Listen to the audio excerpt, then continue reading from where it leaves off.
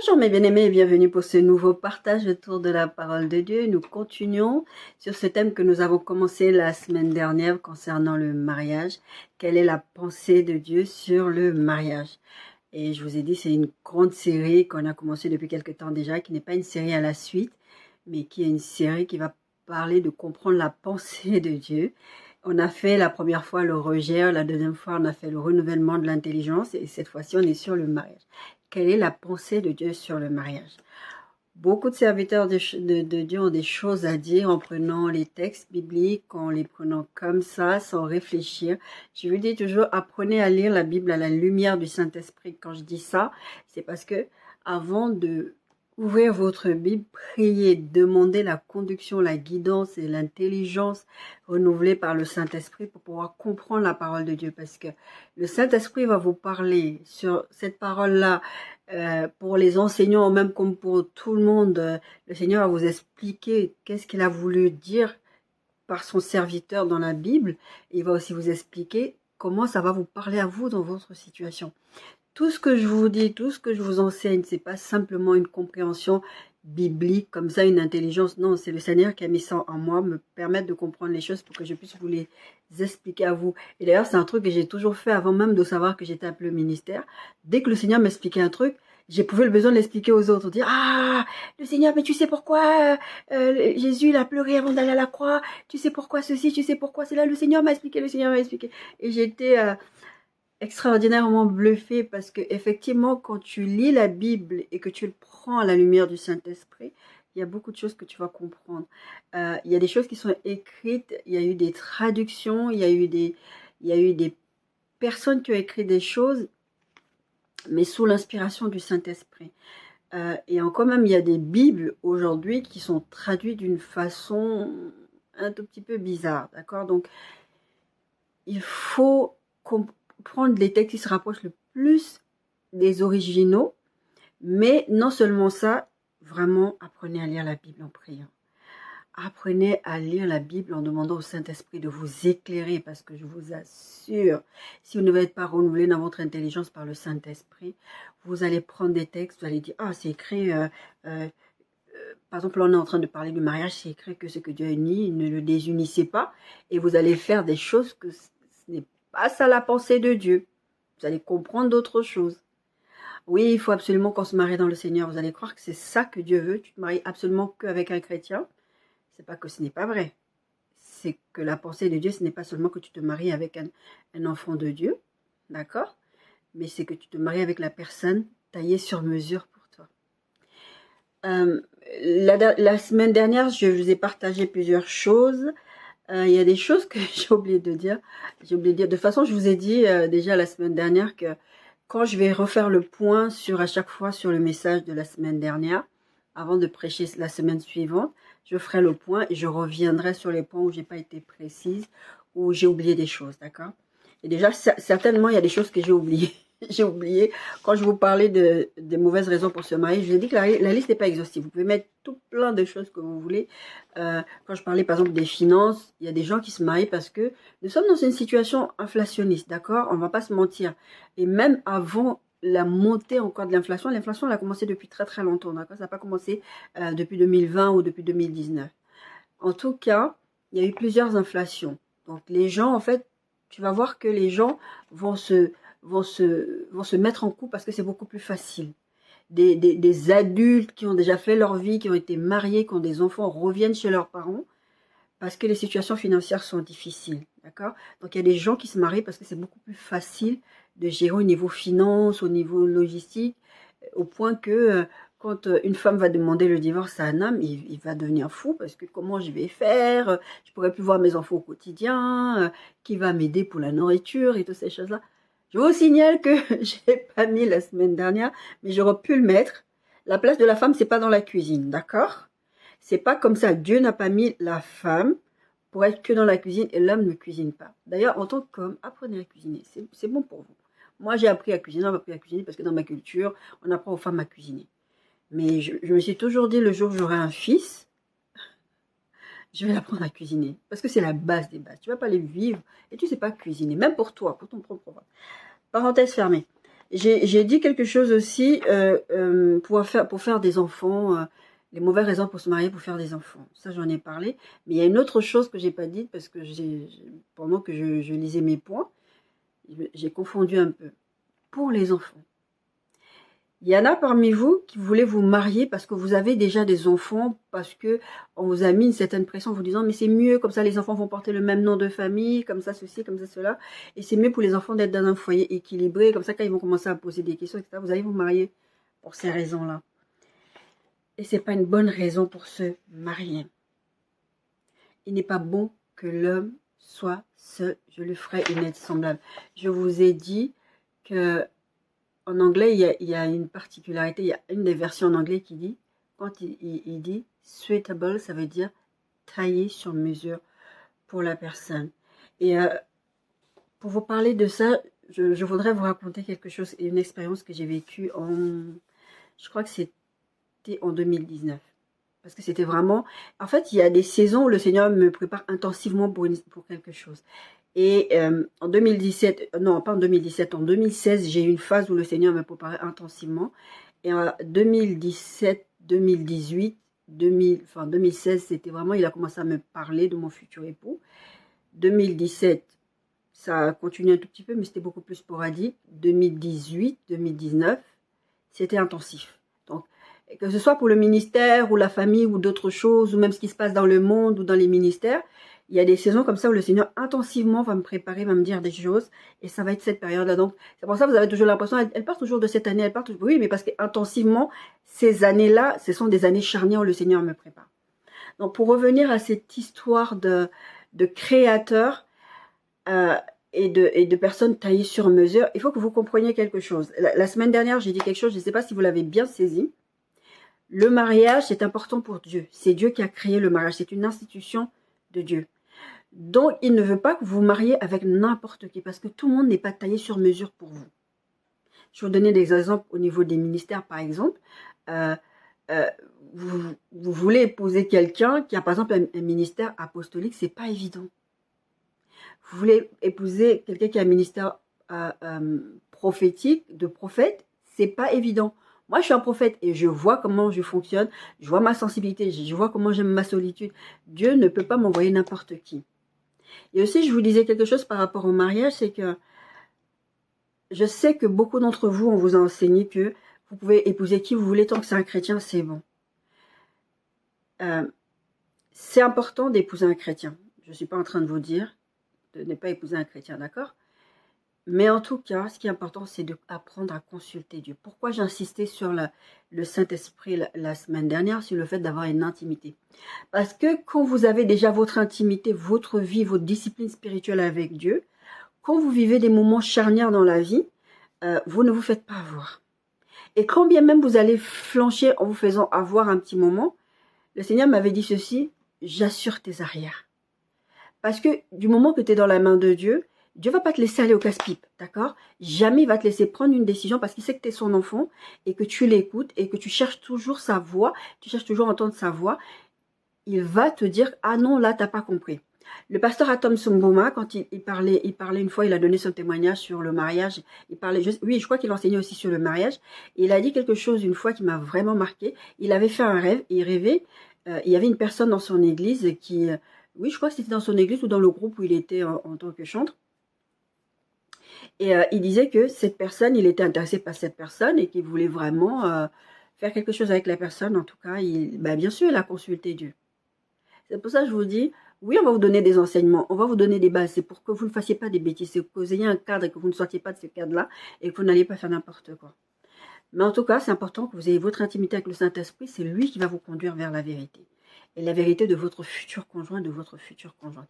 Et donc, le docteur Atom Zumba, il dit à ce moment-là, il arrivait donc le Seigneur lui a montré un rêve de nuit, cette personne pour qui il était allé consulter Dieu, et voyait que c'était une papaye verte. Et donc lui, il l'a interprété comme nous tous, on aurait interprété probablement comme ça, que c'était qu'elle n'était pas encore mûre, c'est-à-dire qu'elle n'était pas encore prête pour le mariage, et que c'est ça que Dieu lui répondait. Et donc il faisait tout, il continuait à prier, il n'a rien fait jusqu'à présent là, il n'est pas allé voir la sœur, je ne sais même pas s'il est jamais allé voir cette sœur là. Je pense que non, il n'est jamais allé la voir de mémoire. je peux me tromper. En tout cas, il voit cette papaye verte et lui, il l'interprète comme ça. Elle n'est pas prête, elle n'est pas encore mûre, donc elle n'est pas prête pour le mariage. Donc je vais continuer à prier pour elle, etc. Je vais prier tout ça pour que le Seigneur fasse grâce et fasse les choses. Et un jour, le Seigneur revient vers lui et dit, non, non, t'as pas compris. C'est pas papaye verte parce qu'elle n'est pas prête pour le mariage, parce que non seulement elle n'est pas prête pour le mariage, mais elle n'est pas bonne pour toi. Quand tu manges certains fruits, quand tu les manges verts, ça va te rendre malade, ça va te donner mal au ventre. Le pasteur Marcelo Tounassi, quand il parlait beaucoup de sa femme, il disait « Je bénis le Seigneur pour la femme qu'il m'a donnée parce qu'elle ne me donne pas des maux de tête, parce qu'elle ne m'empêche pas de faire le ministère, parce qu'elle ne me casse pas la tête dès que je vais me lever le matin à aller prêcher. » Vous avez besoin de quelqu'un qui est taillé sur mesure pour vous. C'est pour ça que c'était important pour moi de revenir là-dessus. Quand je parle d'intimité avec le Saint-Esprit, ce n'est pas pour rien. Comme je vous l'ai dit, Dieu va vous parler en amont. Il va vous parler en général, en grand général. Il va vous parler en amont. D'accord? Il va vous donner des indices, il va vous dire des choses. Moi, il m'a dit beaucoup de choses. De sorte que quand les choses se sont mises en place, je savais de quoi il s'agissait parce que le Seigneur avait parlé en amont. Parce que quand je suis rentrée dans les émotions, vu la personne que le Seigneur me présentait, j'étais pas d'accord avec le Seigneur. Je me suis bagarrée avec le Seigneur. Et jusqu'à aujourd'hui, je me bagarre encore avec le Seigneur. D'accord? Parce que c'est difficile. C'est pas une personne que je me vois faire ma vie avec. Mais Dieu sait ce qu'il est en train de faire. C'est très très compliqué. Donc, c'est important cette intimité. Si vous n'avez pas cette intimité, je vous assure, le diable va se déguiser en ange de lumière pour venir vous présenter des belles choses, comme je vous l'ai dit la semaine dernière. Autre chose pour cette histoire d'être taillé sur mesure. Maintenant, je vais vous raconter ce petit rêve. C'était même pas un rêve. Est-ce que c'était un rêve? Non, c'était pas un rêve. C'était un dialogue que j'avais avec Dieu un jour. Oui, parce que quand vous êtes intime avec Dieu, Dieu parle avec vous. Moi, j'avais constaté ça à l'époque, déjà en 2010-2011. Je me suis dit, tiens, Dieu est très bavard.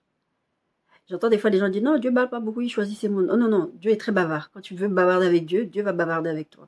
Et ça m'avait étonné de réaliser que Dieu est très bavard. Mais comme je dis souvent, il est très bavard, mais il ne brasse pas de l'air. Il ne parle pas pour parler. Quand il parle avec toi, il a toujours un objectif. Soit t'encourager, soit t'avertir, voilà, soit t'informer, soit simplement, augmenter ta foi. De savoir que le bon berger te parle, ça fait extrêmement du bien. Donc, il me parlait de cette histoire de tailler pour lui. Moi, je disais, je vais vous raconter la semaine dernière que j'ai dit, Seigneur, je veux pas de cet homme-là. Pourquoi tu me présentes cet homme-là? Je veux pas de lui, je veux pas de lui, je veux pas de lui. Le Seigneur m'avait dit, je vous disais ça la semaine dernière, mais tu vas épouser le mari de quelqu'un d'autre. Et après, à ce moment-là, je négocie, je dis, Seigneur, s'il te plaît, vraiment, donne-moi quelqu'un d'autre. Cette terre-là, il n'y a pas de tes enfants. Quelqu'un qui vraiment te craint, qui te sert déjà. Moi, quand tu m'avais demandé de faire ma liste, dans ma liste, c'était quelqu'un qui te craignait déjà. Je vais peut-être en reparler un peu plus tard dans le message, mais sachez que Dieu peut vous emmener quelqu'un qui n'est pas encore au Seigneur. Quand vous allez vous marier, la personne, Dieu aura fait son travail, mais Dieu peut vous présenter votre futur conjoint ou votre futur conjoint, mais la personne n'est pas encore chrétienne. Ça ne veut pas dire que vous allez chercher dans les païens. Quand je vous dis consulter Dieu, Dieu peut vous emmener quelqu'un qui n'est pas encore au Seigneur, et c'est pas forcément que c'est vous qui allez l'évangéliser. Ça peut arriver. Ce que je veux que vous, c'est pas vous encourager à aller avec les païens, c'est vraiment laisser à Dieu la liberté de vous parler. Et ayez le cœur ouvert que Dieu vous parle. Mais pour ça, il faut avoir la maturité spirituelle et l'intimité avec le Saint-Esprit. Parce que ce que je suis en train de vous dire là, n'importe qui ne peut pas fonctionner comme ça. Parce que si vous n'êtes pas intime avec le Saint-Esprit, vous allez croire que tous les païens qui passent, c'est vraiment la personne que Dieu a envoyée pour vous. Parce que pourquoi pas, vous allez l'évangéliser. Ça veut dire que vous allez passer votre mariage et évangéliser votre conjoint, votre conjointe. Et vous allez casser les dents, vous allez dire, mais comment j'ai pu écouter? Vous allez dire, la sœur, elle a dit ça. Non, non. Dieu peut vous envoyer quelqu'un qui n'est pas encore chrétien. Parce qu'un jour, on a tous été des païens. D'accord? Il y a des gens qui se sont connus, ils étaient païens, et Dieu les a restaurés, ils sont devenus chrétiens. Et il y a des conjoints, ça l'apôtre Paul en parle, mais ça arrive aussi qu'en tant que chrétien, vous êtes un enfant de Dieu, Dieu vous envoie quelqu'un qui n'est pas chrétien. Mais parce que Dieu a un plan derrière. Vous allez peut-être pour certains d'entre vous, allez me prendre le cas de Osée dans la Bible. Oui, c'est vrai, Osée la prostituée. C'était une histoire particulière. C'est pas comme ça tout le temps avec tout le monde. Mais Dieu peut faire ce genre de choses, d'accord? Ne fermez pas les portes à Dieu. Ne dites pas à Dieu ça, jamais. Vous vous souvenez, je vous ai prêché, est-ce moi Seigneur? Moi, jamais, je sais que je ne trahirai jamais Jésus, je ne ferai jamais ce genre de choses. Le jour où le Seigneur m'a montré qui était mon futur conjoint, lui et moi, quand on a parlé, on s'est dit, non mais plus jamais je dirais, Fontaine, je ne boirai jamais de ton nom. Tellement c'était bizarre. En tout cas, j'étais dans cette négociation avec Dieu. Et à un moment donné, j'ai dit, Seigneur, mais je veux cette personne, tu m'as dit de faire la liste et je ne comprends pas. Et le Seigneur m'a dit ceci.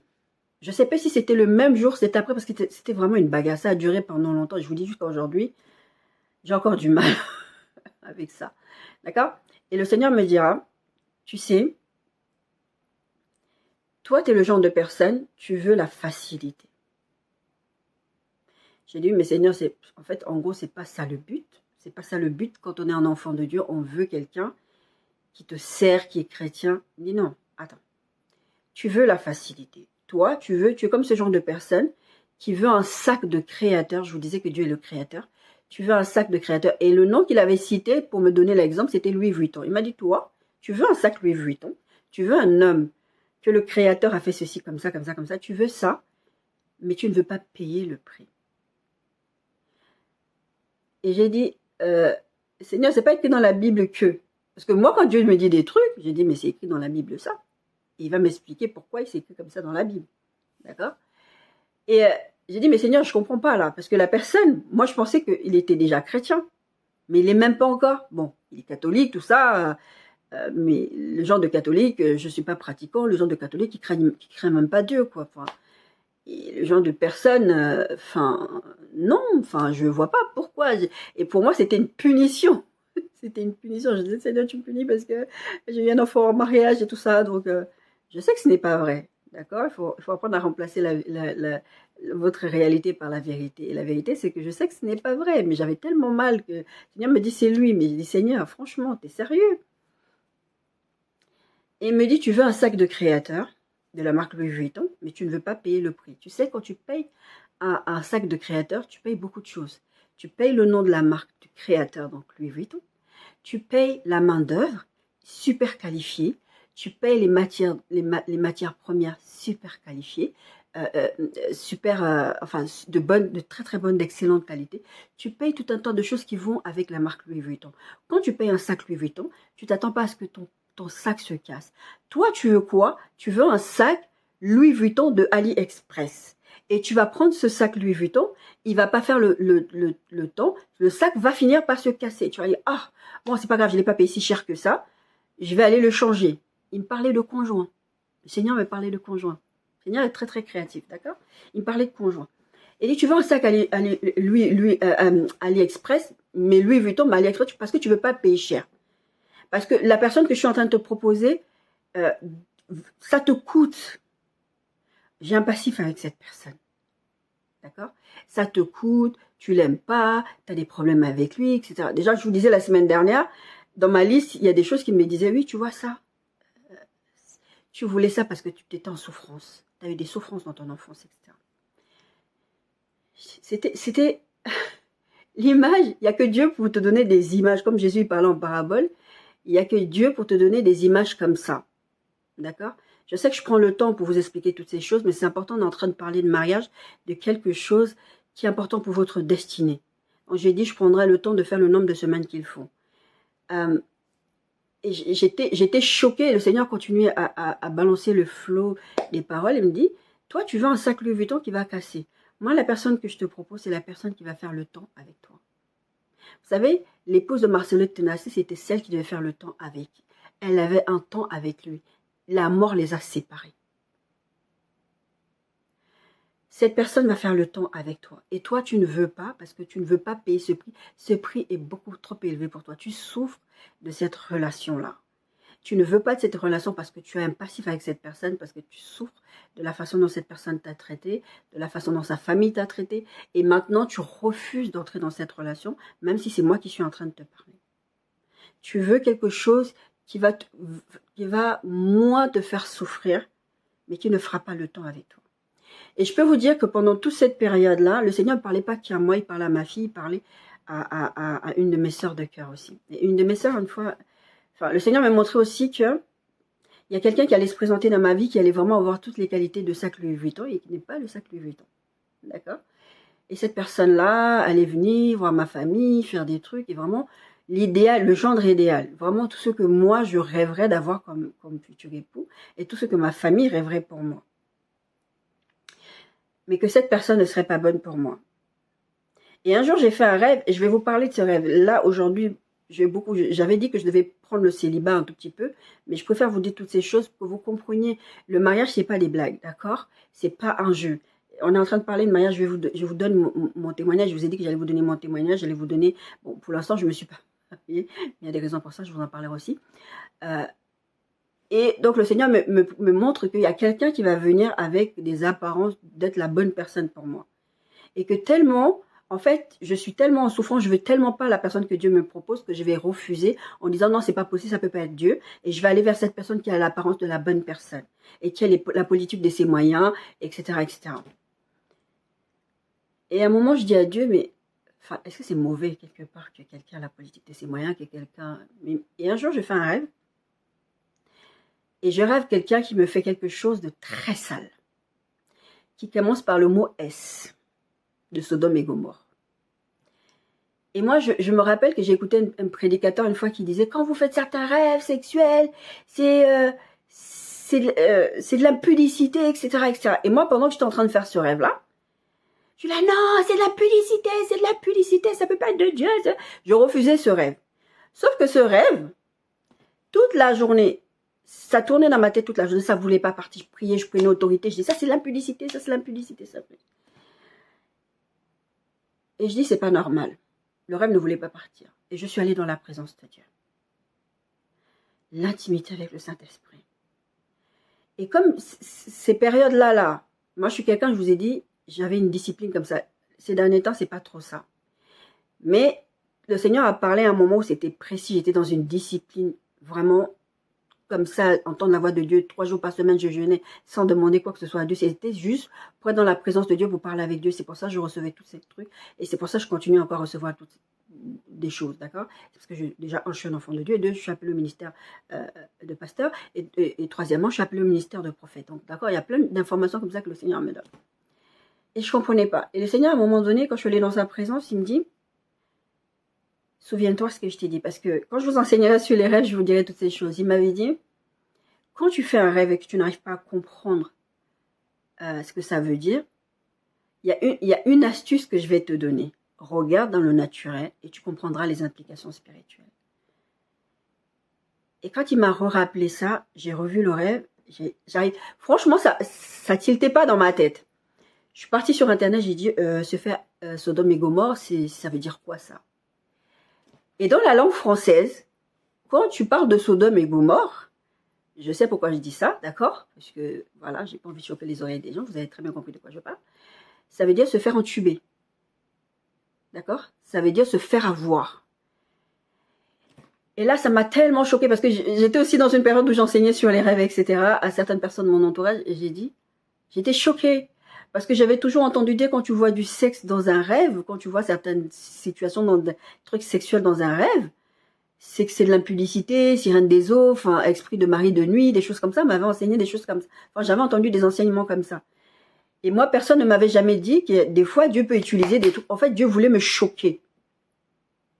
Et Dieu, c'est lui qui peut vous parler par les rêves, il peut vouloir vous choquer. Et le rêve en lui-même m'avait tellement choqué, c'était tellement graphique, ça m'avait tellement effrayé que j'ai hurlé non, non, non, non, non, non, non. Et quand j'ai compris, j'ai dit, ah, ok. Le Seigneur est en train de me préparer au mariage, il est en train de me dire, toi, tu veux un autre homme, je vais te donner cet autre homme-là, il va t'entuber.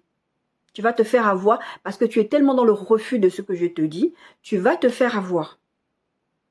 Et ce qui va se passer, c'est que tu vas avoir quelqu'un qui va se présenter sous certains abords et cette personne va te faire du mal. Et ce qui s'est passé, c'est que j'en avais parlé à ma sœur non, j'avais même pas encore parlé de ça à ma sœur de cœur. J'ai ma fille une fois comme ça qui vient, parce que le Seigneur aussi, maintenant elle est grande, elle a une dimension différente avec Dieu. Mais en tout cas, quand elle était beaucoup plus jeune, comme moi, je n'étais pas à l'écoute de Dieu ou quand je résistais à ce que Dieu était en train de me dire, Dieu allait l'utiliser pour lui parler.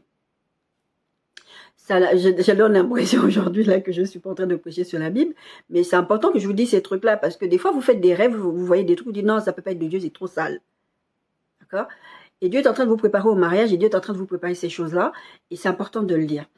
Et du coup, ma fille elle vient me voir un matin, elle me dit maman, j'ai rêvé que tu épousais quelqu'un, il était comme ça, comme ça, comme ça, et que le monsieur, il était tout gentil, il a fait tout, il a fait la dot, il a fait tous les trucs. Et après, une fois que tu étais mariée, et moi, j'arrêtais pas de te dire, maman, l'épouse pas, il est pas bon pour toi. Et tu m'as pas écouté. Et franchement, ma fille, depuis qu'elle est enfant, qu'elle est toute petite, je vous dis à chaque fois que je n'écoute pas Dieu, pour une raison ou pour une autre, ou que je fais pas attention, comme la Bible dit, Dieu parle tantôt d'une façon, tantôt d'une autre, et on y prend garde, pour quelque raison que ce soit, parce qu'on ne veut pas, parce qu'on est préoccupé par plein de choses, d'accord? Et ma fille va me dire ceci, et du coup, tu vas finir quand même par l'épouser, tu vas pas vouloir m'écouter, tu vas quand même l'épouser. Et après, il va devenir violent, il va devenir méchant, il va devenir ceci. Je dis, ok. À ce moment-là, j'ai pas encore fait le lien avec moi-même le rêve de Sodome et Gomorrhe que j'avais fait. Ma sœur de cœur m'appelle, me dit, je t'ai vu en rêve. Il y a un monsieur qui allait te demander en mariage à tes parents, il a fait comme ça, il a donné la dot. Et moi, en fait, dans mon rêve, j'étais révoltée parce que je comprenais pas pourquoi tu épousais cet homme-là, puisque c'est pas lui que Dieu a choisi pour toi. Toutes ces choses mises bout à bout, m'ont fait comprendre que, et je vous dis, j'étais dans une saison où le Seigneur était en train de me préparer au mariage. Le Seigneur était en train de me dire, c'est moi le Créateur. Je sais ce que je suis en train de te donner. Je suis en train de te donner une personne taillée sur mesure pour toi. Le sac Louis Vuitton taillé sur mesure pour toi. Toi, tu veux quelque chose qui ne va pas faire l'épreuve de temps. C'est pour ça que vous avez des divorces. Au commencement, il n'en était pas ainsi, dit la parole de Dieu. Au commencement, il n'était pas, ça n'a jamais été la volonté de Dieu que quelqu'un se marie et qu'il divorce. Si vous laissez Dieu vous conduire vers votre conjoint, même s'il y a des difficultés dans le mariage, vous allez vous tourner vers la personne qui vous a envoyé cette personne, c'est-à-dire Dieu. Dire à Dieu, écoute, là je comprends pas. C'est pour ça que c'est important, encore une fois, d'être intime avec le Saint-Esprit, d'avoir une vraie discipline spirituelle, parce que vous pouvez vous faire avoir aussi dans vos émotions, vous faire avoir par plusieurs choses. C'est important que vous compreniez que Dieu a vos intérêts à cœur. Dieu ne veut pas vous voir vous marier avec n'importe qui. Tous les chrétiens ne sont pas taillés sur mesure pour vous. Tous les chrétiens ne vont pas faire l'épreuve du temps avec vous. Il y a des gens qui sont dans le ministère, qui sont taillés pour être dans le ministère avec vous. C'est une question de destinée. Et ça, c'est le choix de Dieu. Vous devez laisser à Dieu, vous devez laisser Dieu vous dire, vous diriger. Et tous les gens qui vous prêchent que non, c'est pas Dieu qui choisit, eux-mêmes, c'est les premiers à aller demander conseil à Dieu quand ils ont une personne en tête. Oui, le choix te revient. Tu peux dire à Dieu, je ne veux pas de cette personne. Mais c'est comme tous les jours de notre vie, on désobéit à Dieu. D'accord? Autre chose que je voulais partager avec vous, je vais le lire pour que vous, pour ne pas dire des bêtises, parce que je sais à peu près ce que le Seigneur m'avait dit à cette époque-là. Je vous dis, ça c'était, j'ai marqué dimanche 18 août, environ vers 14h, je m'étais, en fait, des fois quand ça arrivait que, bon, je vous dis, Dieu parle tantôt d'une façon, tantôt d'une autre, la Bible, plein de choses, des fois je vais regarder un truc et Dieu va me parler, d'accord? Et là, je m'étais, il y a des moments comme ça, il me faisait m'endormir pour me parler. Parce que des fois, les images, c'est simplement les images, des fois, ça marque plus que les mots. Et là, le Seigneur me dit, en fait, ce que vous devez comprendre, c'est que déjà, on est dans une vie difficile. Je vous ai parlé tout à l'heure d'inflation. La vie est déjà difficile telle qu'elle est.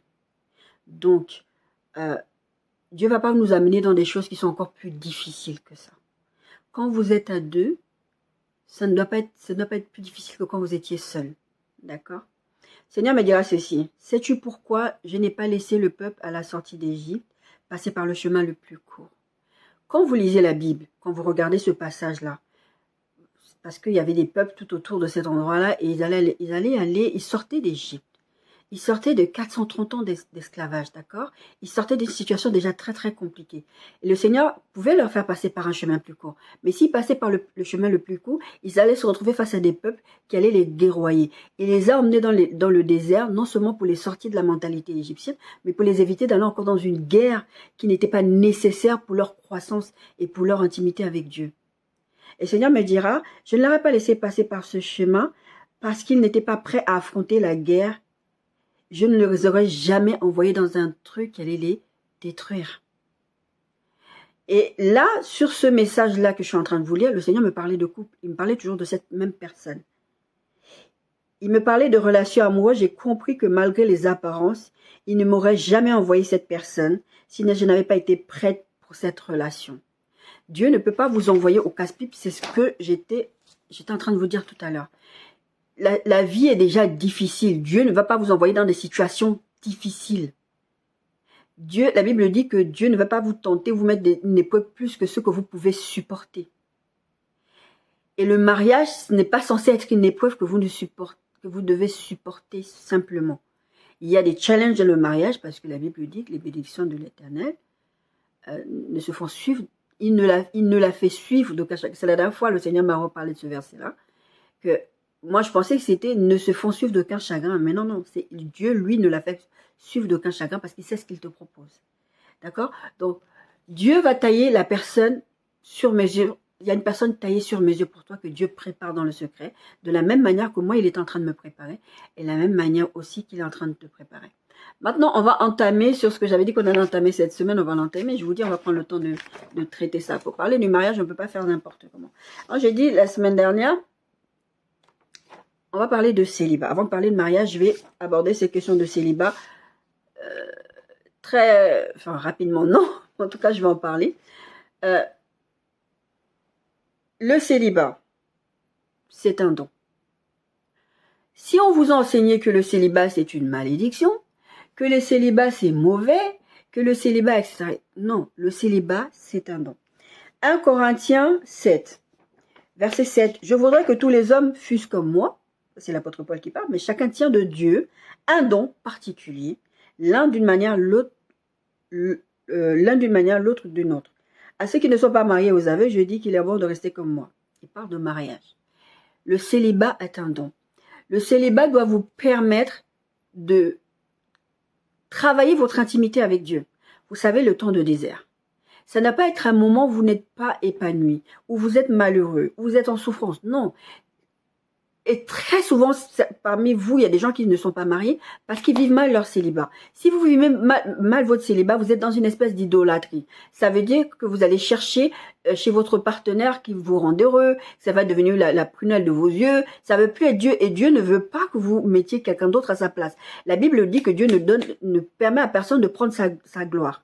D'accord? Donc, si votre conjoint devient votre gloire, Dieu ne peut pas apprécier ça. Donc, votre célibat, vous devez apprendre à vous découvrir vous apprécier vous, mais aussi découvrir Dieu. C'est le moment où vous devez cultiver votre relation. Le texte de 1 Corinthiens 7 parle beaucoup de ça. Verset 28. Si tu t'es marié, tu n'as point péché, et si la Vierge est mariée, elle n'a point péché, mais ces personnes auront des tribulations dans la chair. Et je voudrais vous les épargner. Or, je voudrais que vous fussiez sans inquiétude. Celui qui n'est pas marié s'inquiète des choses du Seigneur, des moyens de plaire au Seigneur. Votre objectif, à part de vous découvrir, d'être épanoui, vous, c'est de plaire au Seigneur. C'est de chercher l'intimité avec le Seigneur. Parce que c'est un don. Cette période-là est un don. Je vous assure que vous allez rentrer dans le mariage avec des frustrations si vous ne prenez pas le temps de vous préparer au mariage. Et de vivre votre célibat de façon épanouie. Je vais vous raconter un autre, c'est pas un rêve cette fois-ci, c'était une vision parce que des fois il y a des moments où je me savais même plus si j'étais dans des rêves ou des visions parce que tellement des fois j'avais l'impression d'être dans une réalité alternative. Une fois, j'ai eu une vision et dans ma vision je vois un monsieur barbu qui marche et qui se tient à l'hôtel. Vous savez quand vous êtes en train de vous marier, il y a un hôtel, le marié attend sa mariée et je vois moi qui regarde en fait la vision. Je suis au-dessus, je vois le monsieur, je vois une mariée arriver de l'autre côté, qui arrive vers l'hôtel, qui s'approche vers l'hôtel. Et elle est robe blanche, voile et tout, elle s'avance. Et à un moment donné, elle arrive vers le marié, et le marié soulève son voile. Et en fait, moi, j'ai cette vision-là, et je vois, c'est vraiment une vision. Et je vois le monsieur embrasser la mariée, et la mariée, c'est le même monsieur barbu. Moi, tout de suite, mon interprétation, ça a été... En fait, j'ai sursauté, j'ai dit « Ah, l'homosexualité !» Pourtant, je suis chrétienne depuis longtemps. Le Seigneur me parle depuis longtemps. Mais j'ai encore des trucs, comme je vous parlais tout à l'heure de Sodome et Gomorrhe. On interprète les choses, on ne comprend pas parce qu'on ne laisse pas Dieu nous expliquer les choses. Si moi, je venais vous raconter ce rêve que je vous ai raconté tout à l'heure par rapport à Sodome et Gomorrhe, vous allez dire « Mais non, ça peut pas être Dieu. » Dieu peut utiliser n'importe quelle partie de votre corps pour vous parler. Donc, je vois cet homme et le Seigneur me dit stop. C'est pas de ça dont il s'agit. La phrase qu'il me dira, je vais vous la lire. Ça, j'ai sorti dans mes carnets. Il faut d'abord s'aimer soi-même et vivre bien son célibat et de manière équilibrée avant de se marier. C'est important pour Dieu. La Bible dit que celui qui n'est pas marié s'inquiète des choses du Seigneur et des moyens de plaire au Seigneur. Il faut d'abord que vous soyez équilibré. Mais être équilibré, c'est pas être équilibré que soi-même face à soi-même. C'est être équilibré soi, mais dans la présence de Dieu. C'est mettre Dieu à la place de Dieu. Le célibat est un don, ce n'est pas une malédiction. Le mariage n'est pas une course. D'accord? Vous n'êtes pas en train de courir pour savoir... non, chacun a sa saison. D'accord? Il y a des fruits qui vont pousser plus vite, qui vont mûrir plus vite, et il y a des fruits qui vont pousser moins vite, qui vont mûrir moins vite. C'est comme ça. Chacun a sa saison de mariage. Vous n'êtes pas là en train de faire une course, savoir qui va se marier plus vite. Je sais que surtout des personnes comme moi qui arrivent à l'âge que j'ai, moi j'ai 47 ans, je fêtais mes 47 ans au mois de juillet. On est mal à l'aise en se disant « Ah, les plus jeunes que nous se marient, ça se trouve, même ma fille va se marier. » On a des pensées comme ça, d'accord? Mais il y a des saisons. Moi, je sais que dans mon cas, c'est par désobéissance que mon mariage a été retardé. Et ça, le Seigneur m'en parlait déjà bien avant que j'ai désobéi à sa parole. Il me prévenait, ton mariage va être retardé, ton mariage va être retardé, ton mariage va être... Je ne comprenais même pas pourquoi mon mariage allait retarder. Et il a dit à une de mes sœurs de cœur, et elle me disait, je te voyais te marier, mais ton mariage c'était retardé. Et je vais vous expliquer pourquoi. Mais là, on est en train de parler de célibat, d'accord? Celui qui n'a pas marié s'inquiète des choses du Seigneur. S'inquiète de comment il va plaire à Dieu. Verset 33, celui qui est marié s'inquiète des choses du monde, des moyens de plaire à sa femme. Oui, des femmes, mais aussi à son mari. Verset 34, il y a même une différence entre les femmes et de la vierge. Celle qui n'est pas mariée s'inquiète des choses du Seigneur, afin d'être sainte de corps et d'esprit. Et celle qui est mariée s'inquiète des choses du monde, des moyens de plaire à son mari. J'ai dit cela dans votre intérêt. Ce n'est pas pour vous prendre au piège, c'est pour vous porter à ce qui est bienséant et propre à vous attacher au Seigneur sans distraction. Votre objectif, c'est de cultiver votre intimité avec Dieu pendant les temps de célibat. Ce n'est pas de vous dire, oh, c'est une malédiction. À chaque fois que vous voyez quelqu'un se marier, oh, moi, j'ai mon Dieu. Je vous dis toutes ces choses que je vous enseigne et je vous donne mes expériences aussi parce que vous allez vivre votre célibat de façon frustrée. Moi, je bénis le Seigneur parce que tous les enseignements que le Seigneur m'a donnés, je vis pas mon célibat de façon frustrée. Et d'ailleurs, avant même que le Seigneur me présente la future personne avec qui je suis censée ou j'étais censée faire ma vie, je vivais pas mal mon célibat. J'étais très très épanouie, j'étais quelqu'un, moi ce que je voulais c'était plaire à Dieu. J'avais même fait une prière qui était très très simple, j'avais demandé au Seigneur de faire en sorte que les hommes ne me regardaient plus.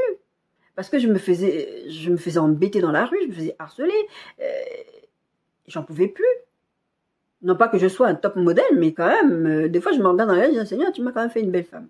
D'accord? Et donc à un moment donné, ça m'embêtait parce que moi, j'avais dit ceci à Dieu, j'avais dit Seigneur, je veux vivre mon célibat bien et je ne veux pas être distraite par les hommes. Je veux être focalisée sur toi. Ma vie, je veux pas qu'un homme devienne une distraction. Et puis un jour, je me suis rendu compte, au bout de je sais plus combien de mois ou même années, je sais plus, je me suis rendu compte, tiens, c'est bizarre, les hommes ne draguent plus. Et je vous disais la semaine dernière, Dieu m'avait caché. Je vous racontais mon histoire de cave la semaine dernière. Et les hommes ne me regardaient plus. J'ai prié comme ça. Donc dans votre célibat, vous pouvez prier comme ça aussi. Seigneur, je veux pas... Job a dit, j'ai fait un pacte avec mes yeux. J'ai fait un pacte avec mes yeux, je ne veux pas regarder la Vierge. Il avait fait un pacte. Faites un pacte avec Dieu, faites une alliance avec Dieu. Dites à Dieu, je ne veux pas qu'un homme me regarde et moi-même je ne veux pas regarder un homme ou je ne veux pas regarder une femme. Je veux me focaliser sur toi. Votre relation avec Dieu doit comment on dit ça en français, doit s'épanouir, doit éclore pendant votre temps de célibat. Parce que dans votre temps de mariage, vous ne serez plus tout seul. Vous ne serez plus tout seul. Vous aurez quelqu'un d'autre à vous préoccuper. Après, il va y avoir des enfants pour ceux qui ont cette grâce-là, qui vont avoir des enfants. Même si vous n'avez pas cette grâce d'avoir des enfants, vous pouvez demander à Dieu, d'accord? Dieu peut tout. Mais en tout cas, vous allez vous préoccuper de votre foyer, homme ou femme. Donc, c'est important que vous soyez épanoui dans votre célibat. Quand moi, j'avais eu cette vision-là, c'est vrai que sur le moment, ça m'a choqué. Je me suis dit, l'interprétation du truc. Mais Seigneur veut qu'on soit épanoui dans notre célibat, qu'on puisse profiter de notre jeunesse, profiter des temps seuls, aller au cinéma, sortir, aller voyager, faire des choses, mais toujours dans l'intimité avec Dieu. Travailler, on peut faire toutes ces choses-là, mais tout en travaillant son intimité avec Dieu. Parce que je vous dis, si vous ne vous préparez pas quand vous êtes dans votre célibat à être dans la présence de Dieu, quand vous allez dans la saison de mariage, le diable va vous proposer des choses. Votre chair va vous proposer des choses. Si des femmes parmi vous ne sont pas au courant, nous les femmes, quand on est dans notre phase d'ovulation, on a des désirs sexuels hyper forts. On a un désir sexuel hyper... C'est plus fort que nous. Tu peux faire ce que tu veux. C'est biologique. C'est voilà. C'est comme ça que Dieu a désigné la femme. C'est comme ça qu'on va aller faire des bébés. Mais la période de violation, c'est une période très difficile. Ces derniers temps, sur les réseaux sociaux, je vois de plus en plus des vidéos des gens qui font, des femmes qui disent « Mais Seigneur, retire-moi le désir, quoi. » Parce que comment je peux être là à vouloir être célibataire, à vouloir me garder pure, et puis à une période du mois comme ça, random, t'as des désirs violents. Mais c'est violent. Des fois, entre nous, on parle, on se dit, mais attends, moi j'étais là comme ça, je commence à avoir des désirs bizarres, je commence à regarder les hommes, je me dis, mais qu'est-ce qui se passe? Après, ah, c'est vrai, je suis en train de ovuler. Donc, vous devez apprendre à concentrer votre énergie sur Dieu, lire la Bible, vraiment vous discipliner spirituellement, faire des temps de jeûne, apprendre à entendre la voix de Dieu. Jésus, il a dit, je suis le bon berger et mes brebis entendent ma voix. Et elles la reconnaissent. C'est dans les temps de célibat que vous devez cultiver ça. Après, vous n'aurez plus trop le temps. Ça ne veut pas dire que vous n'allez plus lire la Bible, que vous n'allez plus avoir ces disciplines spirituelles-là, mais ça va être beaucoup plus compliqué à en mettre à place parce que vous ne serez plus seul. Le célibat est un don tout autant que le mariage. Ceux qui vous ont enseigné que c'était une malédiction, que c'était une mauvaise position. Des fois, j'entends des prédications, je suis là, je dis, mais les gens, est-ce qu'ils lisent la Bible ou ils disent ça pour blaguer? Nous devons essayer de comprendre quelle est la pensée de Dieu par rapport même au célibat. Le célibat, c'est une bénédiction de Dieu. C'est un temps, moi franchement, à part ces 7 dernières années où ça a été compliqué, 7 ans, ouais, c'est beaucoup. D'accord? Mais mon célibat, je vous dis, j'ai 47 ans aujourd'hui.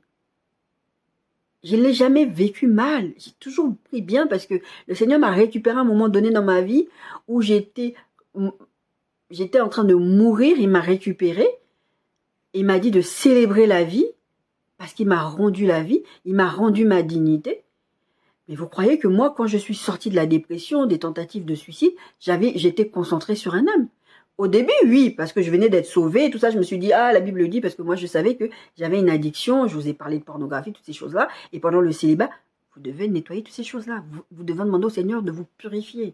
Si vous avez eu des problèmes d'addiction, une des raisons, il y en a je vous ai pris l'exemple du sexe. Il y en a qui se marient pour le sexe, j'ai une addiction à la pornographie, je vais me marier comme ça, on va faire des choses avec ma femme, avec mon mari. Moi, j'avais fait ce pacte avec Dieu à l'époque. J'avais dit, Seigneur, tant que je ne suis pas délivrée de cette histoire de pornographie, je ne veux pas être mariée. Je veux pas, parce que je ne veux pas entraîner mon mari là-dedans. Quand vous êtes célibataire, c'est là, vous prenez des décisions comme ça. Quand Salomon est allé parler à Dieu, quand Dieu est allé lui dire, Salomon, tu veux quoi? Salomon aurait pu dire, je veux la richesse, je veux ceci, je veux ça. Il a dit, non, je veux faire les choses comme toi. Tu m'as donné un peuple à conduire. Je veux conduire ce peuple-là comme toi tu l'aurais fait. Seigneur, je veux que mon corps t'appartienne. Je veux vivre mon célibat selon tes standards à toi. Je ne veux pas que mon célibat devienne un moyen où je vais faire n'importe quoi ou tester. Ou quand j'entends certains chrétiens parler de tester la marchandise. Mais est-ce que vous êtes fous?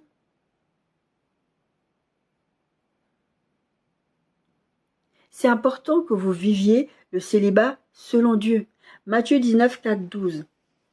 Il répondit, n'avez-vous pas lu que le Créateur au commencement fit l'homme et la femme, et qu'il dit, c'est pourquoi l'homme quittera son père et sa mère, c'est Jésus qui parle, parce qu'ils ont posé une question, et s'attachera à sa femme, et les deux deviendront une seule chair. Ainsi, ils ne sont plus deux, mais une seule chair. Que l'homme donc ne sépare pas ce que Dieu a joint.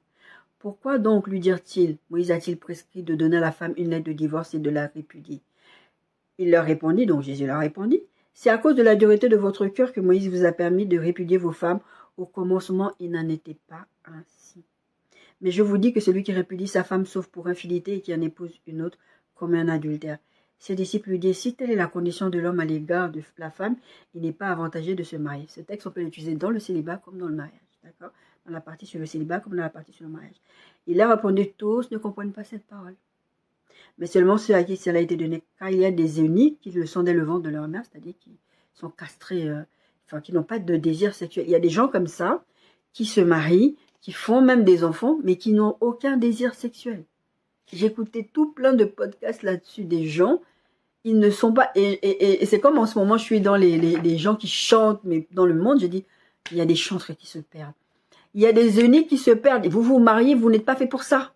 Vous n'avez aucun désir romantique, vous n'avez aucun désir sexuel. Mais vous faites les choses parce que la société vous a mis la pression, la famille, tout ça, et vous faites. Mais vous savez que ce n'est pas votre place. Vous êtes des eunuques, mais des eunuques qui ne reconnaissent pas comme tels. Il y en a qui le sont devenus par les hommes, c'est-à-dire qu'on a castré soit chimiquement, maintenant on peut faire des castrations chimiques par des médicaments, etc. Soit on leur coupe leur partie. Et il y en a qui sont rendus tels eux-mêmes, c'est-à-dire qu'ils ont pris la décision de se concentrer au Seigneur. Ma grand-mère, quand mon grand-père est décédé, elle a pris la décision qu'elle ne voulait plus d'aucun homme. Elle s'est mariée avec un seul homme. Elle aurait pu prendre la décision aussi de se remarier. Le Seigneur ne lui aurait pas dit non. C'est pour ça que c'est si important. Je ne l'ai pas mis dans mes notes, mais ça on en parlera. J'espère que je ne vais pas l'oublier. Pendant qu'on reparlera, on reviendra encore sur le mariage. Sur les points sur le mariage. Ben, vous pouvez avoir plusieurs personnes qui vous sont destinées pour des saisons de votre vie. Le pasteur Marcelo Tonassi, c'est quelqu'un, il a épousé quelqu'un. C'était un temps, cette personne est décédée. Le temps va venir où il va épouser quelqu'un d'autre. Il n'est plus lié à son ancienne épouse, parce que, enfin, sa défunte épouse, parce qu'elle est décédée, jusqu'à ce que la mort nous sépare. D'accord? Donc, il y a de ça. Il y a ceux qui sont rendus tels eux-mêmes. Donc, il y en a qui décident, comme je disais, qu'ils ne veulent plus. Ma grand-mère, c'est quelqu'un, elle a été mariée avec mon grand-père. Mon grand-père est décédé en 95. Après, elle a décidé qu'elle ne voulait plus d'homme. Et jusqu'à aujourd'hui, elle se consacre qu'au Seigneur. D'accord? Et la Bible dit, il y en a ceux qui sont rendus tels eux-mêmes à cause du royaume des cieux, que celui qui comprennent. Cette parole, c'est à cause de la dureté de votre cœur. Parce que moi, je ne comprenais pas. C'est vraiment, quand le Seigneur me préparait au mariage, c'était pas spécifiquement que pour moi. C'était parce qu'il voulait que je donne des enseignements à son peuple, d'accord? Et je posais des questions à Dieu. Je disais, Seigneur, je ne comprends pas. Parce qu'il y a des chrétiens quand même qui divorcent, etc. Et je ne comprends pas comment on peut être chrétien et divorcer. Et on voit des taux de divorce dans les milieux évangéliques. Bon, il y a beaucoup plus de statistiques au niveau chez les anglo-saxons qu'en France. En France, des statistiques comme ça n'existe pas. Il n'y a pas vraiment des choses bien précises. D'accord? Et dans le milieu chrétien, il y en a beaucoup qui divorcent. Et qu'est-ce que le Seigneur il est en train de dire? C'est mieux de rester. Il dit exactement ce que l'apôtre Paul a dit, qu'on a lu dans 1 Corinthiens 7. C'est mieux de se concentrer sur les choses de Dieu. Mais vous pouvez vous marier, parce que ça aussi c'est un truc de Dieu. D'accord? C'est une institution de Dieu. Par contre, que l'homme ne sépare pas ce que Dieu a joint. La question que vous devez vous poser, est-ce que c'est Dieu qui a joint ce couple qui est en train de divorcer?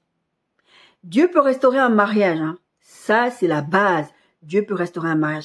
Mais il y a des mariages, vous voyez qu'il n'y a rien à faire, il n'y a pas à restaurer. Pourquoi? Parce que Dieu ne les a jamais joints. Dieu ne les a jamais joints, même s'ils sont chrétiens, ils n'ont pas une destinée commune. Et vous êtes là, oh, comment un pasteur peut divorcer, comment un tel peut divorcer? Il y en a là-dedans, il y a beaucoup de rébellions, il y a beaucoup de gens qui prennent des décisions comme ça, déjà à la base. Et qu'est-ce que le Seigneur m'avait expliqué une fois? Je lui posais la question, j'ai dit, mais oui, c'est vrai, Seigneur, dans ta parole, c'est écrit que personne ne sépare ce que... Toi-même, tu l'as dit, que personne ne sépare ce que Dieu a joint. Il dit, mais moi, je n'ai pas joint tout le monde. Regarde ce que la suite du texte dit, me dira le Seigneur. C'est à cause de la dureté de votre cœur que Moïse vous a autorisé à divorcer. Mais au commencement, il n'a été pas ici. Ça n'a jamais été dans la pensée de Dieu qu'à un moment donné, ses enfants, parce qu'on parle du peuple de Dieu, il y en a dans son peuple qui vont divorcer de leur femme, etc. Parce que c'est l'homme qui donne le divorce, c'est pas la femme. Je ne sais pas si ça a changé entre-temps. Dans le peuple juif, d'accord? C'est très compliqué pour une femme dans le peuple juif de divorcer. D'accord? En tout cas, le Seigneur me dira, l'histoire de la dureté du cœur, ça ne commence pas quand vous vous mariez. Ça commence avant. C'est pour ça que j'insiste depuis la semaine dernière, consultez Dieu. Il me dit, les gens vont se marier sans me consulter. Je suis le créateur. Vous vous souvenez, Louis Vuitton? Je suis le créateur. J'ai quelqu'un qui est taillé sur mesure pour vous. Quand mon frère m'avait posé la question il y a beaucoup d'années, je crois il y a plus de 15 ans en arrière, qu'est-ce qui te dit que ton mariage va réussir? J'ai dit parce que la personne que Dieu va m'envoyer ne sera pas parfaite. Je le sais. Mais comme je sais que c'est Dieu qui va m'envoyer, quel que soit le problème que je vais avoir dans mon couple, je ne partirai pas. Je ne partirai pas. Et quand j'aurai un problème, j'irai voir la personne qui me l'envoie et dire l'enfant que tu m'as donné. La veuve, la femme tsunamite, elle n'a pas demandé à avoir un enfant. Élisée est partie. Dieu a utilisé Élisée pour lui donner un enfant. Élisée est partie, elle a dit non, ne fais pas ça, mon Seigneur, nanana, parce qu'elle était, en même temps, elle était incrédule et tout ça. Elle a eu son enfant. Quand l'enfant est décédé, Je vous mettrai les références de ce texte. Quand l'enfant est décédé, elle n'a pas discuté. Elle s'est levée. Elle n'a même pas dit à son mari. Son mari, je ne sais même pas s'il était en voyage d'affaires ou il était où. Elle a mis l'enfant dans le lit. Elle est partie. Tout le monde demande, ça va madame? Oui, oui, ça va. Elle n'a pas paniqué. Elle n'a pas crié. Elle n'a rien fait. Elle est partie trouver Élisée. Elle a dit, Élisée, tu viens. Élisée, quand la femme va lui dire ce qui se passe, Élisée va dire, ah, Dieu ne m'a pas dit que l'enfant allait mourir. Parce que Dieu lui disait beaucoup de choses. Je vous dis, moi, le Seigneur me dit beaucoup de choses. Et des fois, il se passe un truc, je tape une crise et je dis à Dieu, Seigneur, pourquoi tu ne m'as pas dit? Et puis le Seigneur, des fois, il me dit, mais je t'avais dit. C'est juste que tu n'as pas fait attention. Cette femme va dire à Élisée, j'avais pas demandé. D'accord?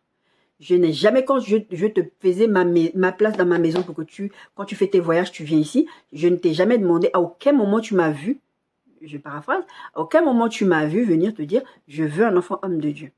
Tu es venu, tu as décidé de me bénir en priant pour moi pour que Dieu me donne un enfant, Dieu m'a donné un enfant, voilà l'enfant, règle le problème avec ton Dieu. Et Élisée va avoir ce geste prophétique de s'allonger sur l'enfant va reprendre vie. Quand c'est Dieu qui vous unit, quoi qu'il arrive, quels que soient les problèmes, parce que vous avez votre caractère, et le Seigneur m'avait dit ceci, il y a des choses que tu vas régler, on va régler avec toi avant le mariage, il y a des choses qui vont se régler pendant le mariage. Je ne suis pas parfaite, d'accord? On est tous en train d'aller quelque part. On est tous en train de grandir spirituellement. Donc, ça ne veut pas dire que la personne que Dieu vous envoie sera parfaite et qu'elle va faire en sorte que tous vos désirs votre désir soit exaucé. C'est pas ça votre conjoint ou votre conjointe. Et si vous ne comprenez pas ça, c'est pour ça que je vous explique toutes ces choses-là. Si vous ne comprenez pas ça, ça va vous créer des problèmes dans votre vie de couple. Et c'est pour ça que j'avais répondu à mon frère, non, parce que quand moi j'aurai un problème, je vais aller voir la personne qui m'a envoyé cet enfant, ce conjoint, comme la tsunami. Seigneur, regarde, la personne que Dieu m'a envoyée, le comportement que la personne a, cette personne-là, des fois, il me parle, je le regarde. Et je lui dis, mais c'est quoi le problème chez toi? Il n'est pas parfait, je ne suis pas parfaite. D'accord? C'est quoi ton problème? Mais des fois, il parle, je suis là. Au fond de moi, je dis, Seigneur, est-ce que tu entends ce qu'il est en train de dire? T'es vraiment...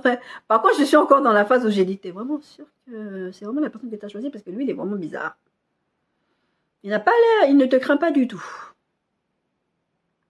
Le célibat, c'est aussi une période de la vie où vous devez apprendre à vous maîtriser. Quand le Seigneur me préparait au mariage, je suis tombée dans l'impudicité avec la personne. Mais ça, le Seigneur m'en avait parlé avant que je tombe dans l'impudicité. J'étais... Non, ça ne m'arrivera jamais. Moi, je restais 12 ans pure. Je me suis purifiée, Dieu m'a purifiée. Moi, un homme, personne ne va me faire tomber. Ma sœur de cœur, ma petite sœur, on dit toi, surtout ma sœur de cœur, toi. Si on m'avait dit, toi, tu allais tomber dans l'impudicité, j'allais jamais le croire. Parce que toi, non, jamais. Toi, non. J'étais tellement dure. Vous savez, quand l'apôtre Paul il dit, je traite durement mon corps, j'étais tellement dure avec moi. Je vous dis, j'ai prié que le Seigneur fasse en sorte que les hommes ne regardent pas. Et quand cette personne, le Seigneur me l'amène, le désir était... Parce qu'on s'est connus déjà. On s'est déjà vus, on a vécu des choses. J'étais encore dans le monde. Voilà, donc j'ai vécu des choses avec cette personne. D'accord? C'est pour ça que je disais non, ça ne peut pas être Dieu. Parce que ça, c'est trop. D'accord? Et qu'est-ce que le Seigneur va faire? Il va vous préparer pour cette période-là. Il y a un don de l'esprit qui s'appelle la maîtrise de soi. Vous savez, je vous parlais d'ovulation et toutes ces choses. C'est important. Pendant le célibat, vous devez pratiquer la maîtrise de vous-même. La Bible dit de fuir l'impudicité. C'est le seul péché pour lequel c'est pas la peine de dire je vais résister. Moi, je suis forte. J'ai résisté pendant 12 ans. Je peux le faire. La Bible dit de fuir l'impudicité. Joseph s'est retrouvé dans une situation. La Bible dit que Joseph était beau. D'accord? La femme de Potiphar voulait Joseph parce qu'il était miam-miam. D'accord? Et Joseph va dire, je refuse de pécher contre mon maître, donc contre Potiphar, en couchant avec toi, et je refuse de pécher contre mon Dieu. Il a fui. Joseph, la tunique, vous vous rappelez l'histoire de Joseph et sa tunique que son père lui avait donnée, et c'est sa mère, je ne sais plus si c'est son père qui lui avait préparé ça ou sa mère. Mais en tout cas, c'était son bien le plus précieux. Il l'a laissé. Joseph va faire 13 ans de prison de mémoire parce qu'il a été accusé de tentative de viol. Il ne pouvait pas se permettre la maîtrise de soi-même. Un jour, le Seigneur me dira ceci. J'ai pleuré, j'ai dit, Seigneur, vous savez, Adam et Ève dans le jardin, qu'est-ce qui vous a dit que vous étiez nus? C'est la femme que tu m'as donnée là, qui m'a poussé à pécher. Oh non, c'est le serpent. J'ai dit à Dieu ceci. J'ai dit, tu vois Seigneur, j'étais bien toi et moi, mon pied, ton pied. On était bien ensemble. Pourquoi tu fallait que tu m'envoies cette personne? Un païen, jusqu'à un païen. Et on s'est déjà connu bibliquement. Ben, lui, il a des souvenirs. Moi aussi, j'ai des souvenirs. C'est ce que le Seigneur m'a répondu. J'ai dit, Seigneur, retire le désir. Parce que j'étais déjà tombée. Retire le désir. Mais la maîtrise de soi, c'est un don de l'esprit, mademoiselle. Tu dois le pratiquer. Tu dois l'exercer. Ouais, mais Seigneur, je ne comprends pas comment tu peux me dire ça. Parce que tu vois, Seigneur, tu vois, Seigneur. Non, non, tu dois te maîtriser. Et qu'est-ce que j'ai fait? Je ne me suis pas maîtrisée. Et pourquoi mon mariage a été retardé? Parce que je ne me suis pas maîtrisée. Et un jour, je n'ai pas compris. Le Seigneur me dira, au mois de janvier 2019, compte 6 mois pour ton mariage. Et quand le mois de juillet, août est arrivé, j'ai dit, je ne comprends pas là. Je crois que c'était le 1er août arrivé, j'ai dit, je ne comprends pas. Pourquoi tu me dis dans 6 mois je vais me marier si je ne me suis pas mariée? Je t'avais dit quoi? La maîtrise de soi. Et c'est là que j'ai compris tous ces rêves que le Seigneur avait montré à une de mes sœurs de cœur, que le Seigneur m'avait montré à moi que mon mariage allait retarder. Pourquoi? Parce que je n'ai pas su me maîtriser dans mon célibat. Mais bien aimé, des fois Dieu ne vous exauce pas, je vous ai déjà prêché là-dessus, parce que vous lui désobéissez. Le célibat, c'est le temps d'apprendre à vous discipliner spirituellement, traiter durement votre corps. Parce qu'il y a des bénédictions que vous allez rater parce que vous ne vous maîtrisez pas. Qu'est-ce que Jésus dira dans ce texte qu'on a lu? Il va dire, au commencement, il n'a été pas ainsi, ce n'est pas la volonté de Dieu. Vous devez apprendre à vous maîtriser. Là, on est dans le célibat, on est dans la partie avant le mariage, il y a le célibat. Vous devez apprendre à traiter durement votre corps. Mais il y a autre chose qui dit, à cause de la dureté de votre cœur, c'est avant. Apprenez à vous concentrer avant sur Dieu. Il m'avait dit ceci, comme je vous l'ai dit tout à l'heure. Le problème, c'est qu'avant, vous ne me consultez pas. Vous êtes dur de cœur même avant de rentrer dans le mariage. Vous ne me consultez pas avant. C'est ça votre problème. La dureté de votre cœur commence avant même de vous marier. Vous ne m'écoutez pas. Il y a le Seigneur qui disait dans un texte David qui disait, je ne les exaucerai pas parce qu'ils ne m'écoutent pas. Vous vivez des situations compliquées parce que vous n'écoutez pas Dieu. Le célibat, c'est le moment où vous devez pratiquer l'abstinence, apprendre à vous maîtriser, apprendre à ne pas regarder les choses, même si biologiquement vous vivez des choses dans votre corps, apprendre à vous maîtriser. Apprendre à écouter Dieu, consulter Dieu pour toutes les personnes qui s'approchent de vous. Vous focalisez, je vous ai parlé de ma vision sur cet homme barbu qui s'embrassait, mais en fait, Dieu est en train de dire, mais tu dois d'abord être épanoui dans ta relation avec toi-même. Beaucoup d'entre nous avons vécu des abus psychologiques, physiques, sexuels, des choses comme ça. Moi, j'ai vécu tous les abus. Et je suis quelqu'un qui était vraiment profondément déglingué, au point que j'avais une sexualité déglinguée. Et j'ai demandé au Seigneur de purifier ma sexualité. Le temps du célibat, c'est un temps pour ça. On m'a dit que j'étais pas marrante, que j'avais changé, comment je peux vouloir faire ça. Non. Parce qu'avant, je faisais certaines choses parce que j'étais déglinguée. Le Seigneur a purifié tout ça. Et c'est un travail qu'il est encore en train de continuer à faire sur moi. Sur m'apprendre à m'apprécier. Bon, apprendre à m'apprécier ma personne, le Seigneur a fait ce travail-là déjà et ça va mieux. Mais il y a encore des choses que le Seigneur est en train de travailler. Tu ne peux pas rentrer dans ça avec le mariage. Il y a des gens parmi vous, vous avez été traumatisés par vos parents. Il y a des gens parmi vous, vous avez des daddy issues. Que ce soit c'est surtout chez les femmes, ça. Parce que le père n'a pas été présent, n'a pas été un bon père. Et vous rentrez dans le mariage, vous cherchez l'image du père. Moi, pendant longtemps, je cherchais l'image du Père chez les hommes. Au point que je sortais avec des hommes, j'avais la vingtaine avec des hommes, même si je ne couchais pas spécifiquement avec, mais je sortais avec eux, la soixantaine. Parce que je cherchais l'image du Père. Le jour où le Seigneur est venu vraiment transformer ma vie, mais vraiment ce truc-là, je peux pas être vieux. Je peux pas. Parce que l'image du Père est réparée dans ma tête. Le célibat, c'est un temps où vous devez chercher à aimer Dieu, chercher à plaire à Dieu, comme l'apôtre Paul l'a dit, comme le Seigneur Jésus lui-même il l'a dit. Cherchez à plaire à Dieu. Cherchez le royaume et la justice de Dieu. C'est là dans ce temps de célibat. D'accord? Le Seigneur m'avait dit ceci dans un rêve. C'était une situation bien spécifique, mais par rapport à cette histoire de chercher l'intimité avec Dieu pendant le temps du célibat, il m'avait dit, c'est comme, en fait c'est quelqu'un qui parlait dans le rêve et la personne disait ceci. Vous voyez, c'est comme ça avec le Saint-Esprit. Au début, on n'a pas de relation avec lui et petit à petit, on cultive une telle intimité comme avec son mari. Et quand on est avec son mari, on ne peut être que très intime. C'est une relation qui augmente. N'oubliez pas, Jésus-Christ va venir chercher son épouse. Il ne va pas venir chercher sa petite amie, il ne va pas venir chercher sa fiancée, il vient chercher son épouse. Une épouse faite à l'image de Christ. Christ est en train de la préparer. Dieu est en train de nous préparer à ce mariage, à cette chose qui doit arriver. On ne doit pas se laisser aller et se dire que ouais, j'attends passivement. Je sais aussi qu'il y a des prédications, on va vous dire de sortir, de bouger, d'aller à l'église, comme ça vous allez rencontrer des gens. Il y a une chose que je disais à l'époque, parce que je suis quelqu'un de très très casanier. D'accord? Mais à l'époque, j'allais beaucoup à l'église, j'allais dans les réunions, je faisais des sorties, on allait dans des camps, etc. Je disais, même si je ne sors pas de chez moi, Dieu m'amènera mon mari devant ma porte. Et c'est littéralement ça qui s'est passé. D'accord? Donc, oui, c'est bien de sortir, d'avoir le cœur ouvert, d'être réveillé, mais le problème, c'est que, enfin, dans ça, la Bible dit, ne réveillez pas l'amour trop tôt. Vous pouvez vous retrouver dans des situations compliquées. Les histoires de copinage entre célibataires. C'est mon petit copain, c'est ma petite copine. Il n'y a pas de ça. N'allez pas, je sais que d'autres écoles vont vous dire, gardez-vous, ne sortez avec personne, etc. Vous pouvez sortir avec des jeunes, dans les groupes de jeunes, etc. Mais évitez les copains, copines, c'est mon copain, c'est ma copine.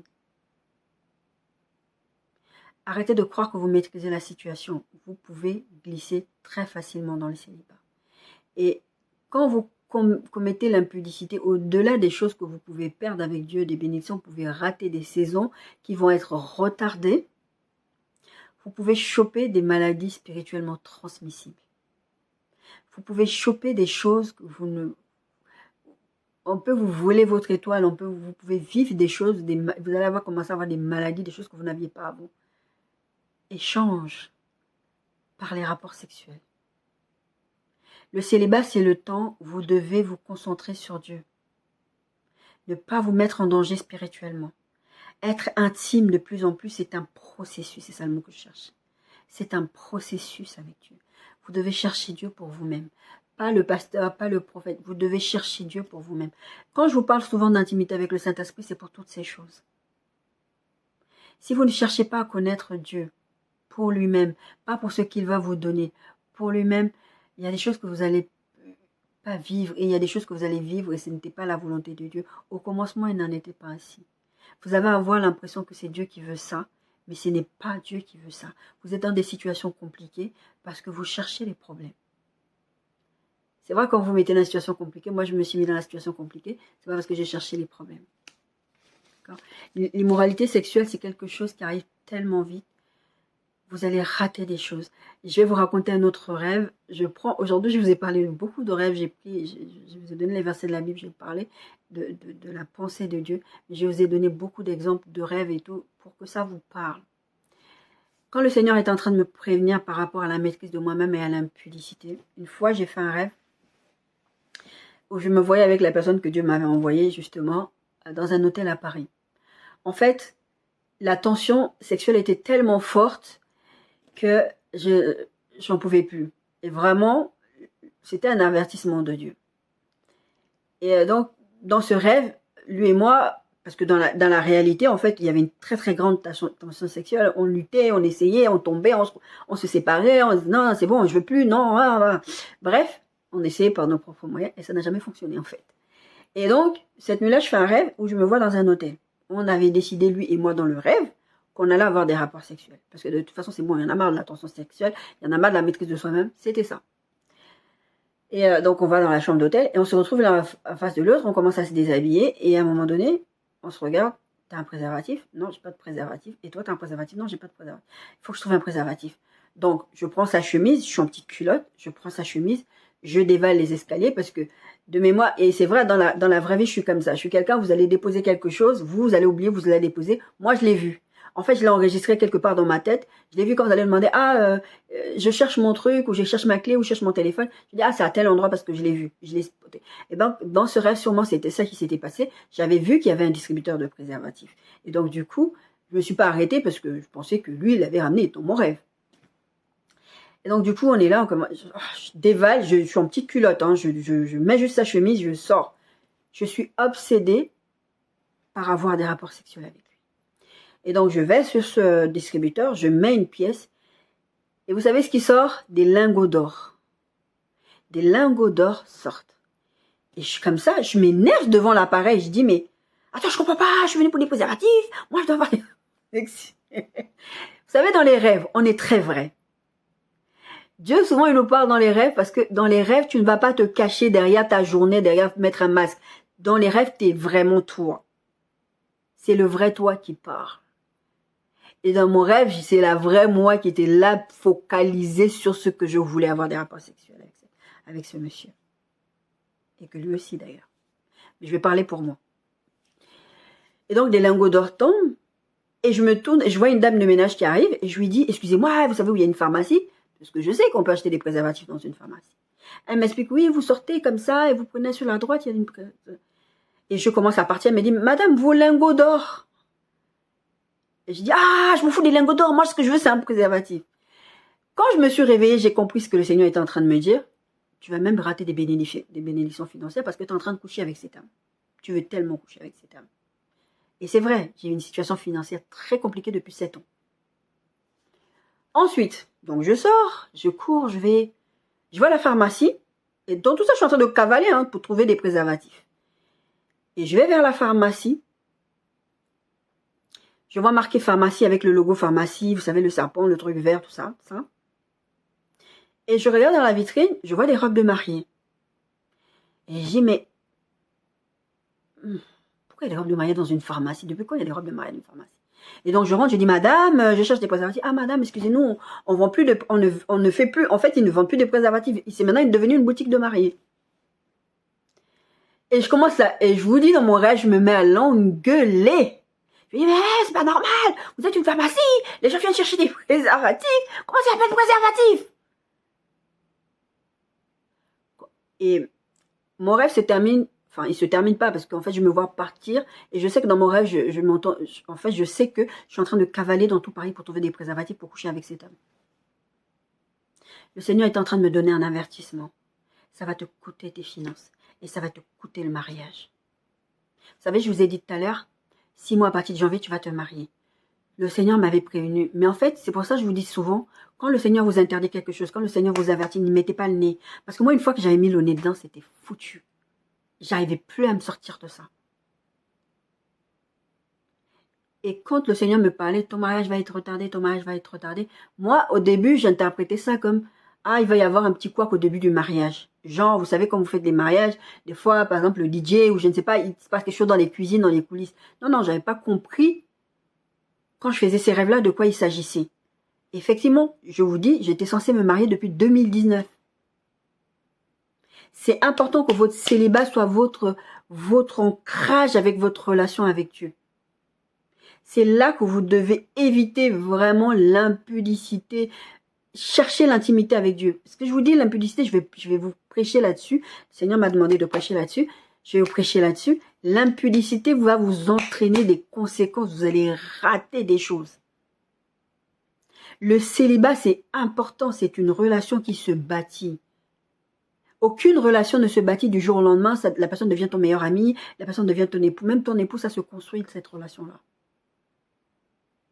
Vous ne devez pas intime avec votre époux du jour au lendemain. Même quand vous vous mariez. Vous ne pouvez pas faire une seule chair parce que la Bible dit, vous devenez une seule chair. On va regarder ce texte qui parle de, vous ne pouvez pas faire une seule chair avec la prostituée. Moi, le pasteur qui m'avait parlé de ça, il m'avait parlé de ça quand je suis tombée enceinte de ma fille. C'est vrai qu'il n'avait pas utilisé la bonne technique en essayant de me faire comprendre que j'avais mal agi, en fait.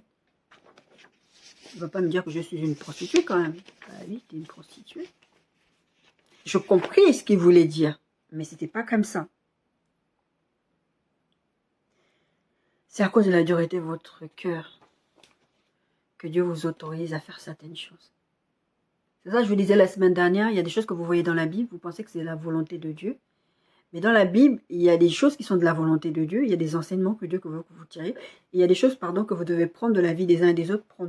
Pourquoi je vous ai raconté tous mes rêves, toutes ces histoires que je vous ai racontées là? C'est pour que vous puissiez vous dire, la sœur a dit ça, la Bible dit ça, suivons Dieu. Le célibat, c'est un don. C'est un don que vous devez mettre à profit pour chercher à être un avec Dieu. Pas chercher à être un avec quelqu'un d'autre. Pas chercher à séduire. Je sais que les femmes, on a ce côté, on veut séduire. La séduction, c'est une des caractéristiques du serpent. D'accord? La personne que Dieu vous a destinée est quelque part dehors. Priez pour votre futur conjoint. Le Seigneur m'avait appris à prophétiser sur mon futur conjoint. Dans les temps de célibat, prophétiser. Et moi, j'étais là, je prophétisais, j'avais des paroles précises que je ne peux pas vous dire parce que c'est des choses très très spécifiques. Je prophétisais sur mon futur conjoint, mais ça, j'étais vraiment poussée par le Saint-Esprit. Et mes sœurs étaient là avec moi, elles me regardaient rigoler. Et une de mes sœurs de cœur, là justement, qui était là avec ma petite sœur, une fois, quand elle a fini de rigoler, elle est partie, le Seigneur lui a dit, mais elle a raison ce qu'elle est en train de faire, en parlant de moi. J'étais en train de prendre l'autorité sur mon futur conjoint, sur sa future famille. C'est aussi un temps où vous devez prier pour votre future belle famille. Parmi vous, il y a des gens, vous allez tomber sur des belles familles cailloux. Des gens qui vont vous détester parce que vous êtes chrétien ou qui peut-être pas eux des chrétiens. Tout le monde ne va pas avoir une belle famille chrétienne qui va comprendre ce que vous faites. Il peut y avoir des problèmes de noir, blanc, vous... Et les autres n'aiment pas les noirs, les autres n'aiment pas les blancs, ne veulent pas se mélanger. Le Seigneur dit, il n'y a ni juif ni grec, donc ni blanc ni noir non plus. D'accord? Donc, ceux qui ont ce truc de... Vous pouvez avoir une attirance vers un certain type de personne. Quand moi j'avais fait ma liste, j'avais mis, parce que j'avais une attirance vers un certain type de personne. Le Seigneur m'a dit, c'est normal que tu sois attiré par ce type de personne-là, parce que tu as été agressé par l'autre type de personne, donc tu ne veux pas avoir avec ce type de personne. Donc vous avez des traumas comme ça qui se manifestent. Vous avez besoin de ce temps de célibat pour traiter ces traumas-là. Allez voir un psy. Il y a des psys chrétiens. Encore une fois, il faut prier pour que Dieu vous envoie vers des bonnes personnes. Moi, le psy que j'avais, c'était un juif. Mais c'est pas que dans les séances, il parlait de ça. Ben, je savais parce que par rapport à son nom, c'était un juif, quoi. Et puis donc, de façon de raisonner. Le Seigneur m'a envoyé vers cette personne. Et cette personne m'a beaucoup aidé. Quand vous êtes dans des temps de célibat, autant l'intimité avec Dieu est important, autant votre bien-être. Sortez, allez dans des spas, sortez, allez au cinéma, faites des restaurants. Prenez soin de vous, faites du sport. Parce que parmi vous, que ce soit les hommes ou les femmes, il y a des gens parmi vous, vous cherchez un homme, par exemple une femme, un homme qui a six-pack, qui a un corps comme ça, et vous-même, vous ne prenez pas soin de vous. Parmi vous, vous voulez des hommes qui ont de l'argent, mais vous ne savez même pas gérer l'argent. Toutes ces choses-là, vous devez vous préparer pendant le célibat. Ce n'est pas pendant le mariage que vous allez arriver dans le mariage et vous ne savez rien faire. Le mariage, ça se prépare. Allez suivre des thérapies. Faites-vous suivre psychologiquement parce que beaucoup d'entre vous, vous avez des traumas.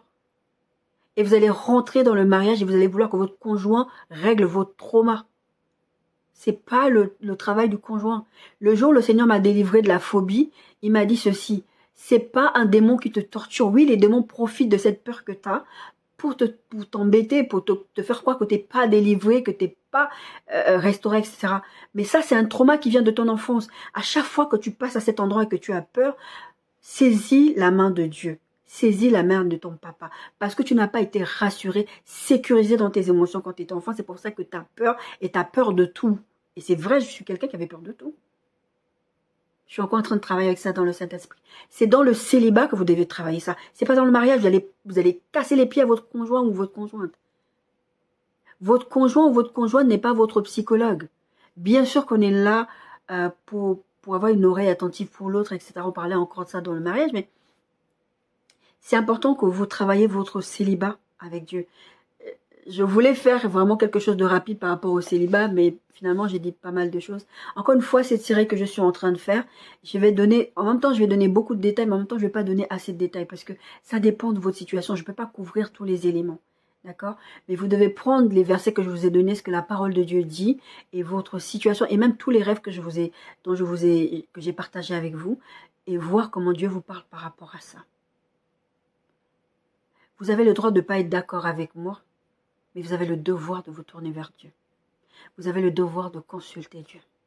N'allez pas dans des situations qui vont vous amener dans des problématiques, parce que si vous n'écoutez pas Dieu, si vous ne consultez pas Dieu directement, pour vous-même, vous allez vous marier avec la mauvaise personne. Et le diable se sera déguisé en ange de lumière, vous aurez épousé la mauvaise personne. Et maintenant, on va vous dire de rester dans des mariages. C'est comme ça qu'il y a des sœurs qui se sont fait tuer. Il y a des hommes qui se sont fait tuer. Moi, j'ai vu aussi des histoires de crimes où le monsieur était chrétien. Il s'est marié avec une prétendument chrétienne, mais ce n'était pas une chrétienne. Elle l'a tué pour l'argent. Je vous ai dit que je suis quelqu'un de très passionné par les histoires criminelles.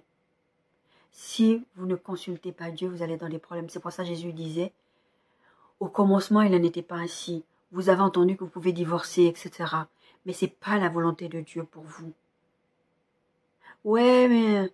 Oui. Mais pourquoi Moïse a accepté ça? Parce qu'à cause de la dureté de votre cœur.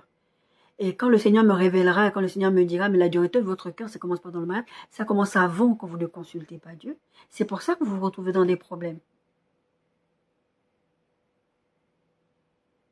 Mais bien aimés, que le Seigneur vous accompagne, que le Seigneur vous construise. Mais vraiment que ce message, en fait, je vous ai dit, faites-le dans la prière, que ce message vous pousse à chercher Dieu encore plus. Parce que le mariage, la vie vient. Il y a des difficultés dans la vie.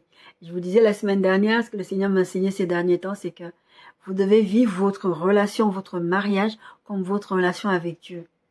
C'est-à-dire que la même manière, Dieu va vous pardonner, la même manière, vous allez demander pardon à Dieu, vous allez demander à Dieu de vous comprendre, vous allez faire la même chose avec votre conjoint ou votre conjointe. Et ça, en général, on n'a pas envie de le faire. Mais ça, il faut être préparé pour ça. Il faut préparer à écouter Dieu. Il y a des choses qui ne vont pas vous plaire. Et oui, ça ne va pas vous plaire. Et moi, quand je vous donne tous mes témoignages, ce n'est pas pour être là vous raconter ma vie. C'est pour que ma vie, la Bible le dit, c'est pour vous servir de témoignage des histoires qui leur sont arrivées dans la Bible. Que ça vous serve de témoignage. Quand je vous parle de mes échecs et de toutes ces choses que j'ai vécues et de toutes ces situations compliquées et tout ce long célibat alors que j'étais censée me marier depuis longtemps, c'est pour que vous ne tombiez pas dans les mêmes pièges que dans lesquels je suis tombée. C'est facile de tomber dans le péché, c'est facile de se rebeller contre Dieu parce que Dieu ne va pas nous taper à tous les 4 matins. Il y a un moment, Dieu va venir, il va vous secouer, il va se fâcher, il va vous enlever l'arbre comme il a fait avec Jonas. Ça ne va pas vous plaire, mais il y a des fois, il ne fait rien, il vous regarde. Et vous allez vous enfoncer. C'est important que vous preniez ce temps de chercher Dieu. Cherchez d'abord le royaume et la justice de Dieu avant d'entrer dans le mariage. Soyez bénis.